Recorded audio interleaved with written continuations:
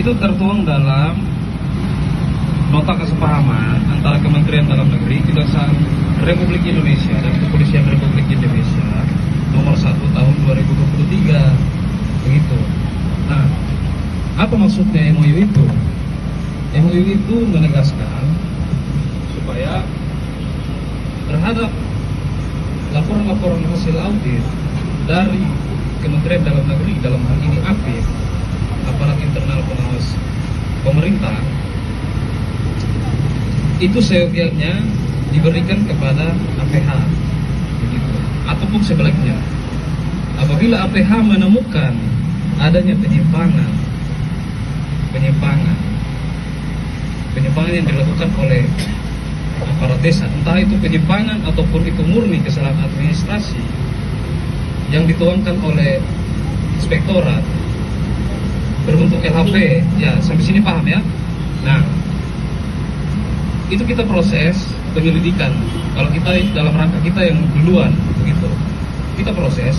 Kemudian di dalam pasal 5 dari MOU ini kita mewajibkan untuk menempuh administrasi dengan terlapor. Terlapor ini siapa? Ya di desa itu, begitu. Nah, setelah diberikan, setelah laporannya masuk ke inspektorat daerah LHP itu nanti inspektorat akan mengeluarkan namanya TGR, tagihan ganti rugi. Ini saya sampaikan secara prinsip dasarnya saja dari MOU itu, begitu. Nah, tenggang waktu yang diberikan itu adalah 60 hari, begitu. 60 hari terhitung dari tagihan kepada terlapor atau siapapun di dalam LHP itu yang dituntut untuk membayar ganti rugi. Setelah itu baru, kalau 60 hari dia tidak membayar, 60 hari dia tidak membayar, kita tindak, begitu. Jadi sejarah lahirnya MOU ini,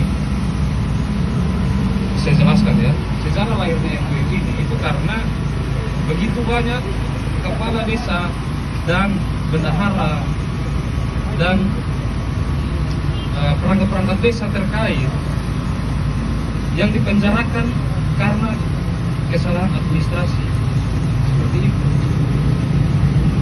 Memang ada kepala desa yang memang niatnya memang pencuri, itu pasti terfilter dan tertindak. Nah, terus yang kesalahan administrasi ini bagaimana? Begitu. Contoh, saya kasih contoh. Kepala desa melaksanakan kegiatan pembangunan A, gedung A lah, katakanlah. Dia yang belanja semua, ataupun ada pelaksana teknis yang belanja. Barang itu ada, tapi ternyata nota-nota pembeliannya itu kurang, nota-nota pembeliannya itu hilang. Hilangnya entah di pelaksana teknisnya kah, atau di bendaharanya, atau di kepala desanya pun. Sehingga dalam penyusunan LPJ-nya, uang ini sudah pakai bangun. Misalnya ini saya kasih contoh, makanya dengar saya kasih contoh, ya kan? Nah, setelah diaudit, karena notanya yang hilang itu menjadi selisih temuan. Ternyata, tapi kenyataannya uangnya sudah dipakai untuk bangun. Nah, itu kerugiannya di mana?